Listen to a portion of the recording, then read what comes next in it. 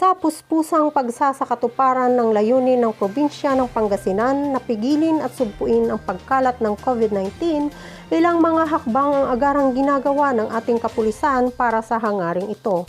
Sa pangunguna ni Police Major Raymar D. La Victoria, ang Chief ng Provincial Health Service ng Pangasinan PPO ay namahagi ng libreng face mask at hand gloves sa ilang mga miyembro ng kapulisan, lalo na sa mga nakatalaga sa gate na silang sumasala sa mga lumalabas at pumapasok sa loob ng kampo.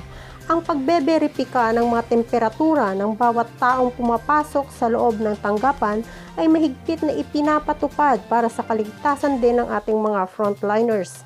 Ang naturang mga pamamaraan ay alinsunod sa pinaigting na pagpapatupad ng community quarantine sa lahat ng mamamayan ng Pangasinan. Ito po si Police Staff Sergeant Redelisa M. Tulyao, nag-uulat para sa Pangasinan Police Patrol.